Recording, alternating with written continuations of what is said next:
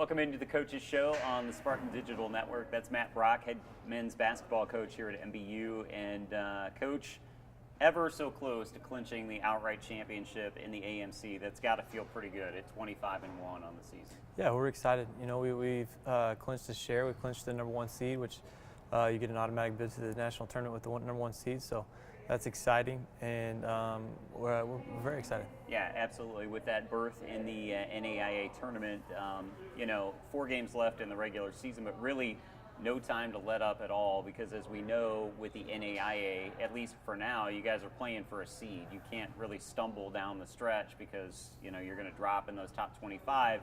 Playing for a seed for the most part in the tournament now. Yeah, and our goal all year long is to be the best team we can be, right. And it wasn't just to win a conference championship, it was to become the best team we could be and see how far that takes us. So it's nice to won the conference, but at the same time we're still trying to get better and continue to play the best basketball we can. Yeah, absolutely. Number 5 still officially, the new poll will come out today. There's a good chance you guys will move up. A couple of teams in front of you kind of stumbled, and Carroll went 1-3 since the last poll, Vanguard 1-2, so you would think you guys are going to be moving up.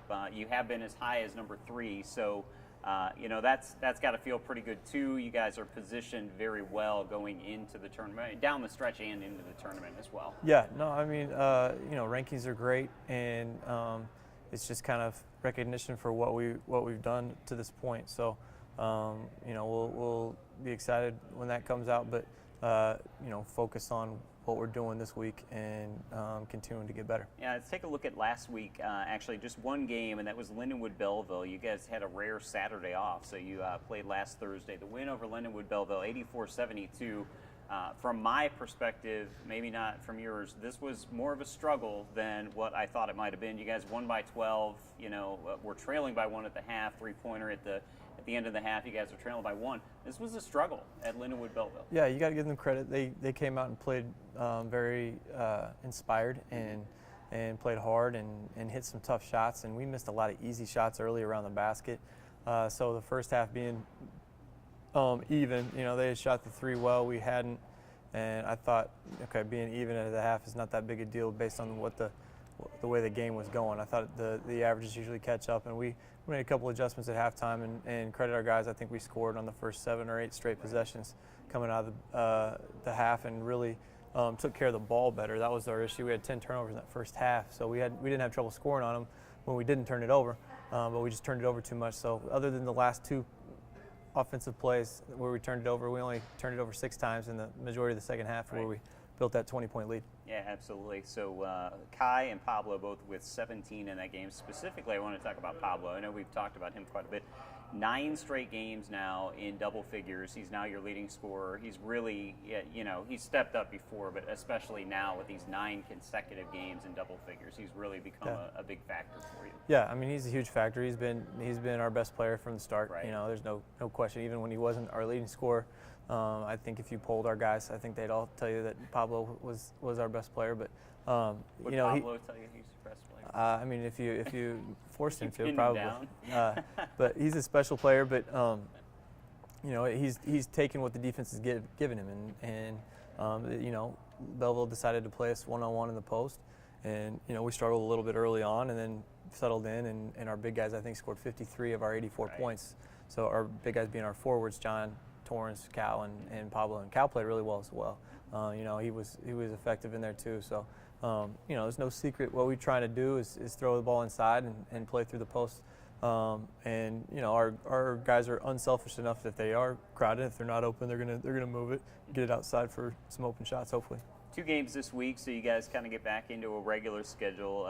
Thursday night, Williams Baptist. They're 9-14, 6-12 in the conference. They're hungry though, because they're still trying to make up 2 games on Columbia, get to that 8th spot. A team that you beat by 33, but they're coming off a win over CBC, so they might be peaking at the right time as well. Yeah, that was CBC's homecoming too. Right. I was on the road. That's a tough game. We've lost that game 2 years in the last 2 years, so we know how loud and crazy that gym can be on that night. But Josh does a good job. They're much tougher at their place. They always have a good crowd and do a good job. They press a little more at their place and pressure a little more. So we're gonna have to be ready for that. And try to, again, make it a game around the basket because they're very guard-oriented. Carolina and Anthony both average 16 a game and a little more perimeter-based than we are. So, it'll be a battle of wills who can make it an inside game or an outside game. Yeah, absolutely. And then you finish out the week, Freed Hardeman on Saturday. They're 5-21, really just kind of playing out the string at this point. But coming off a loss against Lyon, but previous to that, wins over Columbia and CBC. So, maybe a little bit of a downer on Saturday, but for a team that's in 12th place in the conference, they're dangerous as well. Yeah, I mean, they've got one of the most dynamic guards in the league, Cortland Martin, freshman of the year last year, who can get 30 like it's nothing. So Right. you got to do a good job of guarding him, and they're younger, so you knew they were going to get better throughout the year. And the second time around is always tough. Playing a team for the second time, it's not going to, usually doesn't go the exact same way as it did the first time. So challenge for us is to be ready to play and go on the road and long road trip and compete.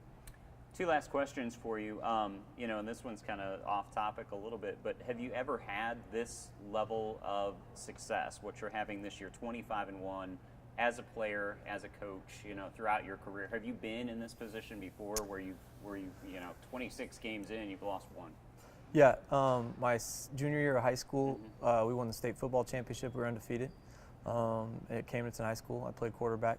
And my first year at Columbia as assistant coach, we were 35-1. So we were number one, and on top of the AMC. So, it's nice to be able to do it here at Missouri Baptist, and certainly it's been very exciting.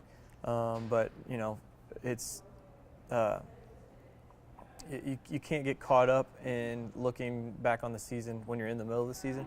I think everybody wants to talk about how great everything is, and our guys have done a great job too. They weren't like, oh man, we won the conference, now we can relax. Right. No, they're still hungry and they want to continue to get better, and that's what makes this team special, is that their focus and their desire to be the best they can be as a team and be the best individuals they can be. So that's kind of, there'll be time to look back and a time to talk about how great the season was, but we're not there yet, and we're just going to stay in the moment and focus on our next game. Do you call on that experience at all, like the 35-1 season, how that went as you're kind of managing the success that you've had this year? And I mean, maybe even more to the point, do you reach out to the old coach and, do you talk during the season at all about, that experience, or, The old coach is in our conference, so we play him exactly. in a week and a half, so I'm not going to reach out to him too much. Right. Derek Dilworth was on that team, so he's on our staff. Right. And from time to time there's some similarities, but this team is a different team. It's a unique team, and we've kind of just got in our rhythm and found what works for us as far as our weekly schedule and the amount of work we're putting in and our preparation. So obviously that's what experience does. You learn from it, and so every year I've learned a lot, whether it's a really good year like that or a tougher year. So I don't know that I can specifically just jump back to that year and say this is what we need to do, but there's definitely some lessons I've learned along the way and some of them were that season as well. Yeah, absolutely. We talked about the old coach. Let's talk about the new coach a little bit at Columbia. I want to talk a little bit about sibling rivalries as Thomas takes over next year at Columbia. What are the chances that little brother is going to come in and, kind of take over the crown from big brother right now as Columbia? I'm saying this with a smile. You look kind of serious. I think we clinched, so I don't know that there's a way for them to get the championship this year. So I mean, obviously, I think he's a really good coach. He's really smart. They got a great program, and he'll do a great job. They're very excited for him, and we've competed against each other a lot. When I was an assistant at Pittsburgh State, he was a player at Southwest Baptist, so we played against each other 2 times a year. And then he went on to be a graduate assistant at Northwest Missouri, so we coached against each other then. And then when he went to Columbia and I came to Missouri Baptist, we've been going against each other. So I think it'll be tough on my parents. I don't think it'll be, maybe my grandparents and my wife. I know she's not looking forward to playing him again, but me and him, it's just another game. I think we can separate, compartmentalize our, we want to win want to beat each other more than we like each other. Maybe Right. I don't know. I mean, Right. but But I'm it will be the first excited time for you him. guys are opposite head coaches Yeah, next yeah. year. He's only been a head coach at Hillcrest High School, Mhm. and was a good one there. Made it to the state championship game, but I was coaching in college by then, so Yeah. no, we haven't coached against each other All right, as well, a head-to-head. But Yeah, great news for the Brock family, and thanks a lot for joining us this week, and get a couple. thanks, Kevin. All right, that's Matt Brock. He's the head coach men's basketball here at Missouri Baptist University. You've been watching the Coaches Show on the Spartan Digital Network.